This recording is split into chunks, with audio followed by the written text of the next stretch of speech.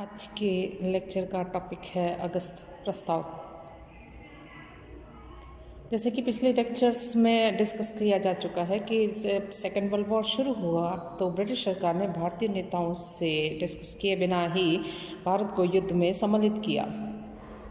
इस पर प्रांतों में कार्यरत कांग्रेस मंत्रिमंडलों ने त्यागपत्र दे दिया और कांग्रेस की मांग थी कि ब्रिटेन पहले भारत को स्वाधीनता देने का वायदा करे, तब भारत से सब प्रकार की सहायता दी जाएगी।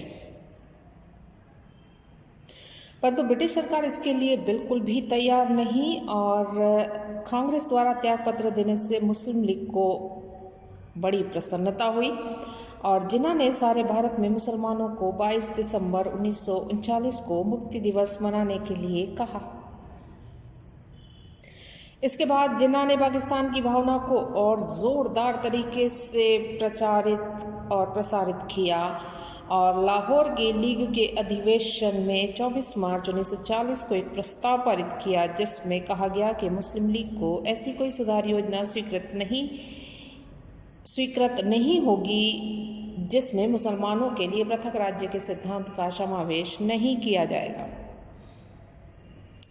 एक और अंतर्राष्ट्रीय स्थिति तेजी से बदल रही थी। जर्मनी ने जून 1940 तक Denmark, Czechoslovakia, Poland, Norway, Holland, Belgium और फ्रांस को अधिकृत कर लिया था और हर मोर्चे पर मित्र राष्ट्रों को पराजय का सामना करना पड़ रहा था।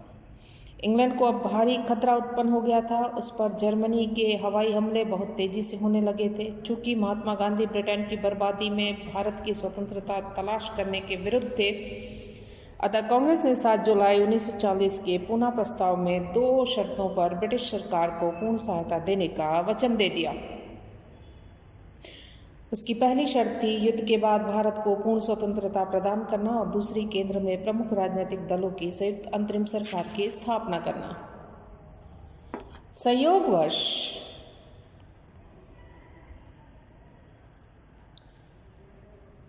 ये समय ब्रिटेन की राजनीतिक स्थिति में भी परिवर्तन देखने को मिला। चैम्बरलेन के स्थान पर अनुदारवादी चर्चिल प्रधानमंत्री बना और लॉर्ड जैकलेन के स्थान पर एमरी भारत सचिव बना। चर्चिल का तो स्पष्ट कहना था कि मैं ब्रिटिश साम्राज्य का प्रधानमंत्री इसलिए नहीं बना कि साम्राज्य का दिवाला निकाल दूं। एमरी भी भारत के प्रति सहानुभूति नहीं रखता था, परंतु गंभीर अंतर्राष्ट्रीय स्थिति के कारण उन्होंने भारत के वायसराय को भारतीय नेताओं से बातचीत करने, साथ ही भारतीयों को कुछ अधिकार देने कर उन्हें संतुष्ट करने के निर्देश दिए थे।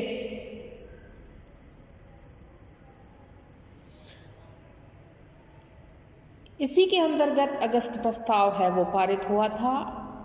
युद्ध के दौरान कांग्रेस ने अपने सिद्धांतों की बलि देकर भी ब्रिटिश सरकार के साथ सहयोग एवं मैत्री का हाथ बढ़ाया, लेकिन ब्रिटिश सरकार की तरफ से उसे उचित प्रत्युत्तर नहीं मिला। वह भारत में उत्तरदायी सरकार की स्थापना के लिए किसी भी तरह राजी नहीं हुई। इस गतिरोध को दूर करने के लिए 8 अगस्त 1940 को वायसराय लॉर्ड एलिजाबेथ ने एक घोषणा की जिसमें औपनिवेशिक स्वराज भारत का लक्ष्य घोषित किया गया। इस घोषणा को अगस्त प्रस्ताव कहा गया। अगस्त प्रस्ताव की मुख्य शर्तें देखें, मुख्य बातें, मुख्य बिंदु। तो पहली आती है ब्रिटिश सरकार का लक्ष्य भारत में औपनिवेशिक स्वराज की स्थापना करना है। दूसरा बताया गया कि द्वितीय विश्व युद्ध की समाप्ति पर उपरोक्त उद्देश्य की प्राप्ति के लिए ब्रिटिश सरकार बिना विलंब के एक ऐसी समिति गठित करेगी जिसमें भारत के राष्ट्रीय जीवन के सभी प्रमुख तत्व भाग लेंगे। यह समिति भारत के भावी संविधान की रूपरेखा निश्चित करेगी। ब्रिटिश सरकार उस समिति को सभी विषयों पर निर्णय लेने के लिए अधिक से अधिक अपना सहयोग देगी। तीसरी प्रमुख बात थी कुछ भारतीय सदस्यों को गवर्नर जनरल की कार्यकारिणी समिति में शामिल होने के लिए निमंत्रित किया जाएगा। और फोर्थ, ब्रिटिश सरकार को युद्ध संबंधी मामलों में सलाह देने के लिए एक युद्ध मंत्रणा समिति वॉर एडवाइजरी काउंसिल गठित की जाएगी। इसमें देशी रियासतों और ब्रिटिश भारत के राष्ट्रीय जीवन में दूसरे हितों के प्रतिनिधि शामिल होंगे। यह समिति नियमित रूप से समय समय पर मिलती रहेगी। पांचवा बिंदु आता है, यह बात स्पष्ट रूप से कही गई कि ब्रिटिश सरकार भारत के कल्याण और शांति की अपनी मौजूदा जिम्मेदारियों को किसी भी ऐसी सरकार के हाथ में सौंपने की बात नहीं सोच सकते जिसके अधिकार को भारत के राष्ट्रीय जीवन के बड़े और शक्तिशाली तत्व प्रत्यक्ष अस्वीकार करते हो।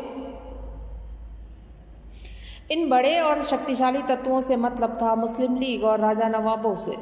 ब्रिटिश साम्राज्यों ने स्पष्ट कर दिया था कि वे कोई भी ऐसी राष्ट्रीय सरकार भारत में न बनने देंगे जो इन लोगों को नामंजूर हो। इसका एक अभिप्राय यह भी था कि जब तक कांग्रेस मुस्लिम लीग के साथ समझौता न कर ले तब तक उसे सत्ता नहीं सौंपी जा सकती। अगस्त प्रस्ताव को लेकर भारत के तत्कालीन राजनीतिक दलों की प्रतिक्रिया क्या रही, हम वो देखेंगे। तो सबसे पहले यदि देखें तो अगस्त प्रस्ताव में युद्ध के बाद भारत को अपने वैश्विक स्वराज देने की बात की गई थी और इस हेतु संविधान बनाने की शक्ति भी भारतीयों को दी गई। तथापि कांग्रेस ने इस घोषणा को निम्न कारणों से अस्वीकार कर दिया। पहला कारण था, कांग्रेस की मांग थी कि भारत में तत्काल अस्थायी राष्ट्रीय सरकार की स्थापना की जाए और प्रतिरक्षा तथा अन्य मामलों का प्रभावशाली नियंत्रण इस सरकार को सौंप दिया जाए। परंतु अगस्त प्रस्ताव में इस बात का उल्लेख तक नहीं किया गया।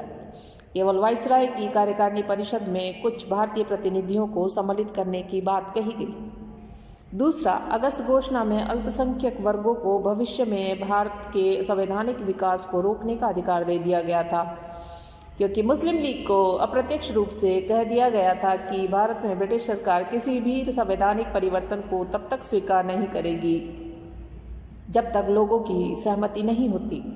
इसका सीधा साधा अर्थ है, बहुमत को अल्पमत की दया पर छोड़ दिया गया। राष्ट्रीय हितों के प्रतिकूल इस घोषणा को कांग्रेस कभी स्वीकार नहीं कर सकती थी। मुस्लिम लीग ने भी अगस्त प्रस्ताव को ठुकरा दिया, क्योंकि प्रस्ताव में संयुक्त भारत का संकेत था, जबकि मुस्लिम लीग का मानना था कि भारत की समस्या का एकमात्र हल है पाकिस्तान की स्थापना।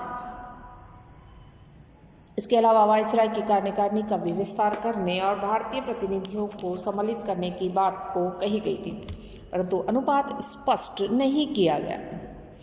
अतः लीग की मांग थी कि केंद्रीय कार्यकारिणी परिषद में मुस्लिम लीग को कांग्रेस के बराबर प्रतिनिधित्व मिलना चाहिए।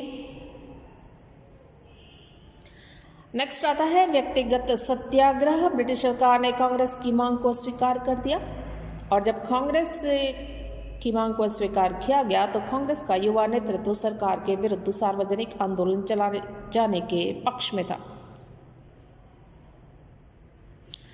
परंतु जैसा कि पहले बताया जा चुका है कि महात्मा गांधी अंग्रेजों के संकट के समय अनुचित लाभ उठाने को तैयार ही नहीं, अतः उन्होंने ब्रिटिश सरकार का विरोध करने की दृष्टि से व्यक्तिगत सत्याग्रह का मार्ग अपना लिया। महात्मा जी ने सभी देशवासियों से अपील की थी कि वे ब्रिटिश सरकार को युद्ध में किसी प्रकार की सहायता प्रदान न करें और व्यक्तिगत सत्याग्रह शुरू करने के लिए विनोबा भावे का पहला सत्याग्रही चुना गया। जो व्यक्ति सत्याग्रह करता था उसे मजिस्ट्रेट को नोटिस देना पड़ता था। विनोबा जी ने भी ऐसा ही किया। उन्हें थोड़ी देर बोलने दिया गया और फिर गिरफ्तार कर लिया गया। इसके बाद कांग्रेसी नियमित रूप से व्यक्तिगत सत्याग्रह करते गए और सरकार उन्हें बंदी बनाकर जेल में ठूसती गई। मई 1941 तक लगभग 14,000 लोगों ने सत्याग्रह किया। इस बीच वायसराय ने जुलाई 1941 में अपनी कार्यकारिणी का विस्तार कर लिया। अब कार्यकारिणी के 13 सदस्यों में 8 भारतीय सदस्य थे।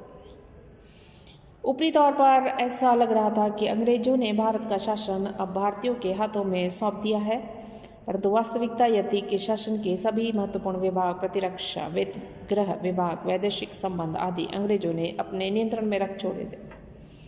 इसके अलावा जिन भारतीयों को कार्यकारिणी में सम्मिलित किया गया था वे सब सरकार के जी हजूर थे, क्योंकि कांग्रेस और लीग ने वायसराय की कार्यकारिणी में अपने प्रतिनिधि भेजने से इनकार कर दिया था। अंतर्राष्ट्रीय स्थिति में काफ़ी बदलाव आ चुका था। जर्मनी ने रूस के विरुद्ध युद्ध की घोषणा कर ली थी और जापान ने इंग्लैंड के विरुद्ध युद्ध की घोषणा कर दी थी। जापान ने तेजी के साथ अपना विजय अभियान शुरू करते हुए सिंगापुर, मलाया, हिंद चीन और हिंद एशिया को जीत लिया और बर्मा की तरफ बढ़त हासिल कर ली। और इन तमाम स्थितियों को देखते हुए महात्मा गांधी ने व्यक्तिगत सत्याग्रह को समाप्त कर दिया।